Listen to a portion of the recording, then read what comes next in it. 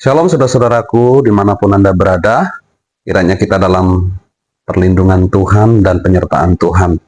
Saudara, kita akan mendengarkan kesaksian dari pendeta Jim Yos yang melayani di daerah Papua. Dia rindu untuk melayani jiwa-jiwa yang di pelosok-pelosok, yang di pedalaman, sehingga dia mengalami sesuatu yang tidak enak, yaitu pesawatnya jatuh di daerah pedalaman Papua. Kesaksiannya sungguh menarik, saudara-saudara yang dikasih Tuhan. Mari langsung saja kita saksikan bersama-sama. Kiranya kesaksian ini menjadi berkat bagi kita semua. Tuhan memberkati. Saya hanya bisa bicara tentang diri sendiri, bukan orang lain. Banyak tahu kami 45 tahun di Papua, dan tahun 77 waktu kami datang, saya dan istri baru nikah dan kami punya panggilan dalam hidup ini. Kami mau buat pelayanan yang orang lain tidak bisa buat atau tidak mau buat. Kalau orang lain bisa, silakan. Kami mau cari pelayanan yang orang lain tidak mau. Itu yang bawa kami ke Papua, Irian Jaya, dan ke suku yang paling terisolir, paling terkebelakang. Di daerah selatan, Merauke, tapi di tengah hutan, bukan dekat kota Merauke. Dan kami masuk dengan pesawat air, turun di sungai, dan mulai menyatu dengan satu masyarakat yang belum pernah ketemu orang dari luar. Kami yang pertama. Dan sesudah 1 bulan di sana, saya dapat hadiah di Papua. Namanya malaria. Kalau saudara datang ke Papua, pasti ada hadiah, pemberian malaria. Dan malaria di Papua bukan malaria ringan. Ini malaria paling ganas di dunia. Angkatan Laut dari Amerika sudah buat penelitian di seluruh dunia, dan mereka menemukan di Papua adalah malaria yang tidak selalu bisa diobati dengan obat yang ada. Selalu mutasi baru. Dan saya dapat malaria, panas tinggi, menggigil, muntah, dievakuasi dengan pesawat air keluar kembali. 2 minggu lagi, malaria lagi. Dievakuasi keluar, sembuh kembali, malaria lagi. Setiap bulan malaria, 1 tahun, 2 tahun, 3 tahun, malaria terus. Saya tanya Tuhan, kenapa saya dapat malaria? Apakah saya punya panggilan untuk sakit? Karena saudara, saya tidak punya teologi penderitaan. Saya punya teologi kemakmuran yang Amerika sudah bawa ke Indonesia, maaf. Tapi teologi penderitaan saya tidak punya. Saya harus belajar itu di Indonesia, di mana saya percaya Tuhan adalah Jehovah Rafa yang mau menyembuhkan. Tapi kadang-kadang dalam hikmat dan pengetahuan Dia sendiri, Dia delay, Dia tunda kesembuhan untuk maksud yang lebih mulia, di mana kita bisa mencerminkan Yesus kepada dunia di dalam penderitaan kita. Dan saya dapat malaria terus sampai tahun ketiga ada terobosan, dan banyak orang bertobat di suku kami, sampai menjadi kegerakan 80% suku ini percaya Yesus. Beberapa tahun kemudian saya di satu rumah tradisional, kami duduk keliling api, bakar sagu, omong-omong, dan ada satu bapak tanya saya, Jim, masih ingat tahun-tahun pertama waktu selalu sakit? Oh ya, saya ingat, tidak bisa lupa. Kami lihat Jim jatuh sakit, dibawa keluar, kami pikir dia tidak akan kembali. Tapi kembali lagi. Jatuh sakit lagi, dibawa keluar, kami pikir dia tidak akan kembali. Tapi kembali lagi. Ini mulai bicara kepada hati kami bahwa Jim bawa berita yang begitu penting, kami harus dengar ini. Apakah saudara bisa tangkap ini? Tuhan pakai penderitaan dalam hidup saya sebagai persiapan bagi Injil di dalam hidup mereka. Dan kalau saya bisa menderita supaya satu suku datang kepada Tuhan, why not? Kenapa tidak? Beberapa tahun lalu, saya mulai kehilangan kemampuan lihat dengan mata kiri. Karena obat malaria itu keracunan, dan kalau dimakan terus bertahun-tahun bisa bikin mata buta. Dan saya mulai buta mata kiri. Saya ke Houston Medical Center di Houston, Texas di Amerika. Mereka periksa di dalam, di luar, semua. Dan akhirnya saya dipanggil ke kantor dokter dan dia kasih lihat semua hasil penelitian dan dia bilang matamu sudah rusak permanen. Ini kondisi tidak akan membaik, ini akan merosot dan mata yang lain akan ikut. Saya duduk santai. Okey dokter, terima kasih. Dia tegas. Apakah saudara mengerti ini tidak akan membaik? Ini akan memburuk. Okey, terima kasih. Saya bangkit berdiri mau menuju ke pintu, mau keluar. Dia stop saya. Dia cegah saya di pintu. Dan dia dengan suara keras paling terakhir. Dan saya tidak bisa jamin kalau saudara kembali ke Papua dan dapat malaria satu kali lagi, bisa buta total. Terima kasih dokter. Saya tahu dari dunia medis tidak ada penjelasan kenapa saya bisa melihat. Tapi Tuhan beri kasih karunia cukup 1 hari demi 1 hari bagi saya. Itu cukup. Dan kalau saya bisa kehilangan mata karena satu suku datang kepada Tuhan, why not? Kenapa tidak? Kami punya 3 anak perempuan yang lahir besar di hutan Papua. Kami homeschool mereka supaya mereka ada dalam tim pelayanan bersama kami. Dan mereka dapat malaria ratusan kali, ulang-ulang. Dan 2, anak pertama, anak kedua hampir meninggal dalam koma 1 minggu, tidak sadar. Dan obat tidak menolong dan tidak ada pesawat untuk evakuasi. Kami hanya basuh mereka dengan air dan doakan dan akhirnya sesudah 1 minggu Tuhan kembalikan mereka kepada kami.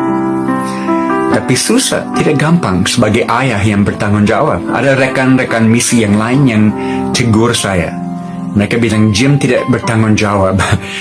Ini terlalu bahaya, harus pulang ke Amerika, tidak bisa tetap di tengah hutan.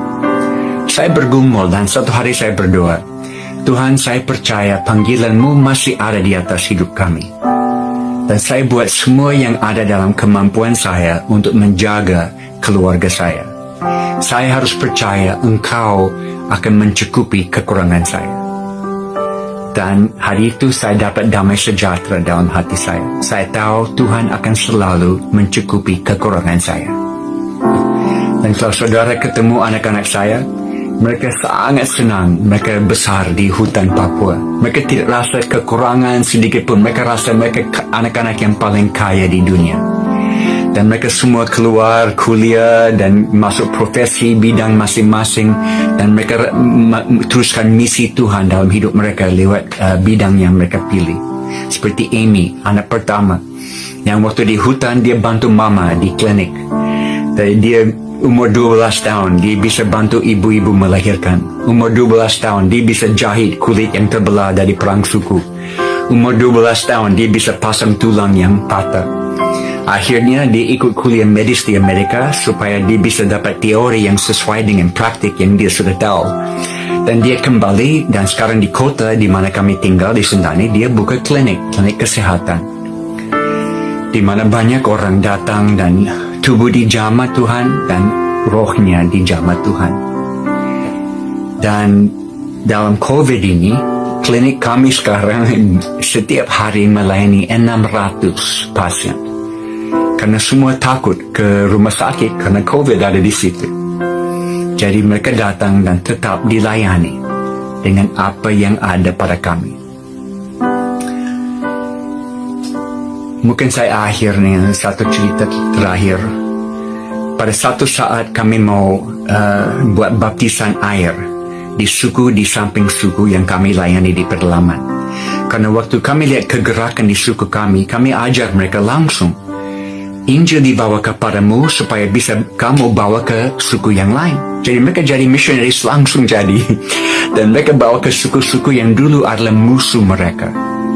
Yang membunuh dan memakan orang tua mereka. Semua orang seumur dengan saya dan lebih tua tahu rasa daging manusia. Mereka kanibal pada waktu itu.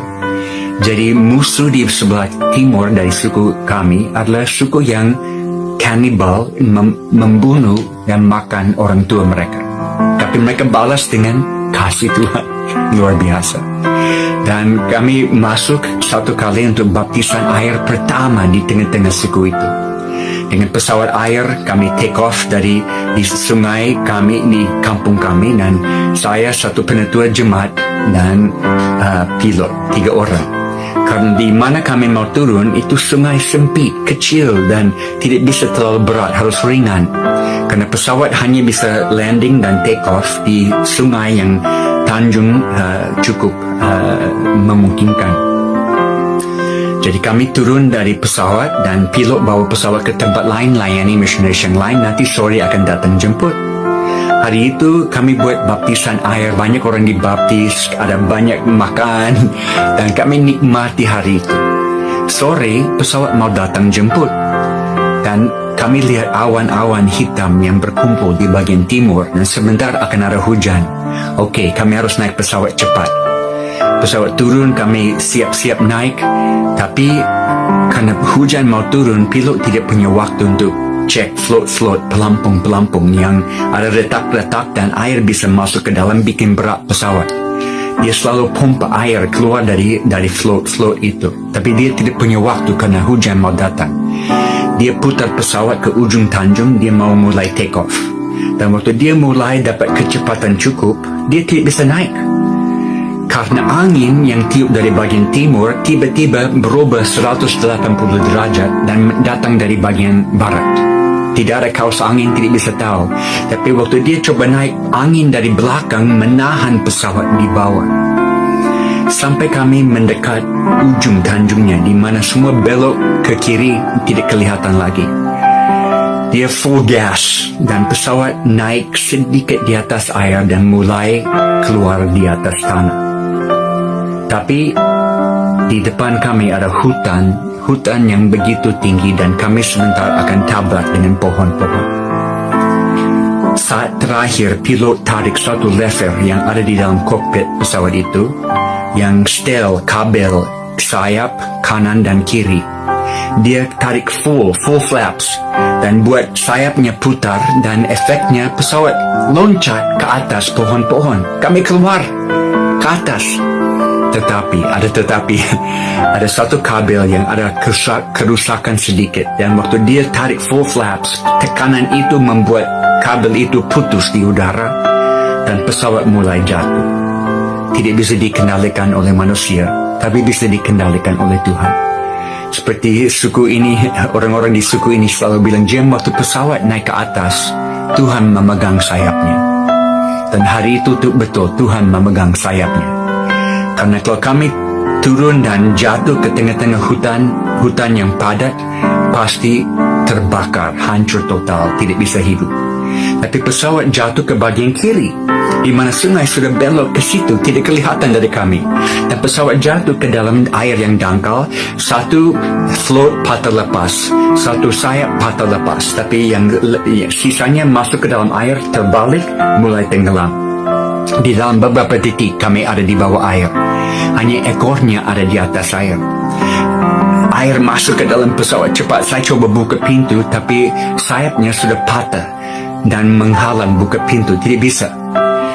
Pilot dia lihat dari ekor pesawat yang ada di atas air, dia lihat terang matahari yang masuk ke dalam.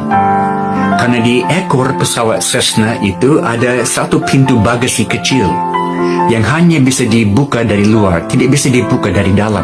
Tapi ini sudah buka. Siapa yang buka pintu itu? Tuhan sudah buka supaya ada cara untuk kami keluar. Pilot bilang, ayo ikut saya. Dia lepas bang pengaman dan dia mulai keluar dari ekornya. Saya mulai ikut dia dan saya sadar di belakang saya ada penetua jemaat yang sangat ketakutan. Dia berteriak, tolonglah saya, saya akan mati. Karena saudara ini hari pertama dia naik pesawat. Dia tidak tahu caranya pasang ban pengaman. Saya sudah buat semua untuk dia, dan bukan hanya satu di pinggang, tapi ada satu lagi, 3 ban kompleks. Saya pasang dan bongkar semua untuk dia. Saya pikir bagaimana saya bisa bantu dia dalam beberapa detik dengan air masuk. Kami tidak punya waktu lama. Saya balik mau bantu dia. Dia duduk di situ dengan semua ban lepas. Dia tidak tahu bagaimana dilepaskan atau siapa yang lepaskan. Ada malaikat-malaikat yang bantu dia. Saya ambil tangan, saya keluar dari pintu bagasi itu, saya tarik dia keluar, dan waktu kaki dia lepas dari pintu, kami semua ada di luar. Ekor pesawat ke bawah. Kami hitung 1 minit dari point of impact sampai pesawat ada di bawah. Cukup 60 detik kami bisa keluar. Dan kami berenang sampai ke pinggir kali, dan kami bermalam di situ, tunggu search and rescue esok hari. Dan malam itu hidup saya seperti video yang diputar, dan saya lihat semuanya, dan saya sadar seharusnya saya sudah mati dengan pesawat yang terbakar di hutan. Tapi Tuhan berikan waktu tambahan, extra time, dengan tujuan yang hanya Dia tahu. Dan Kolose pasal 3 ayat pertama menjadi lebih berarti. Saya mau cari perkara-perkara di atas, bukan perkara-perkara sementara di sini, karena hidup ini tersembunyi di dalam Dia di sana. Ini yang saya sampaikan lewat firman hari ini, saudara. Kita punya waktu terbatas. Mari kita kejar dengan segalanya yang kita punya, memenuhi panggilan Tuhan. Karena hidup ini bukan tentang kenikmatan kami, tapi bagaimana kami bisa dipakai dalam tangan Tuhan, alat yang berguna untuk membawa banyak orang kepada Dia dengan waktu sisa yang kita punya. Saya mau berdoa bagi jemaatmu. Tuhan, terima kasih karena semua yang Kau sudah lahirkan di Jakarta lewat Jakarta City Plus. Dan saya minta supaya Engkau buat mereka tidak puas, harus ada lagi. Lewat COVID ini pintu-pintu baru dibuka, biar mata mereka melihat dengan matamu, kaki mereka lari dengan kakimu, tangan mereka diulurkan dan menjamah dengan tanganmu, biar mereka ada dengan mengikuti pekerjaan Bapa yang menonjol di bumi ini sekarang. Saya minta supaya mereka tidak lambat, mereka tidak bingung, tapi berikan mereka mata untuk melihat pintu yang Kau buka lewat pandemi COVID ini. Berikan hati yang mau taat dan taat cepat, dan melihat kuasa-Mu nonjol di atas mereka. Di dalam kelemahan mereka, kekuatan-Mu akan nampak. Terima kasih, dalam nama Yesus kami berdoa. Amin. Tuhan menyertai kita semua. Saya menghimbau bagi kita semua yang sudah menyaksikan, mari bantu channel ini, Nathanael Serawai Channel, dengan cara subscribe, share, like, dan bagikan. Kiranya Tuhan Yesus memberkati kita semua.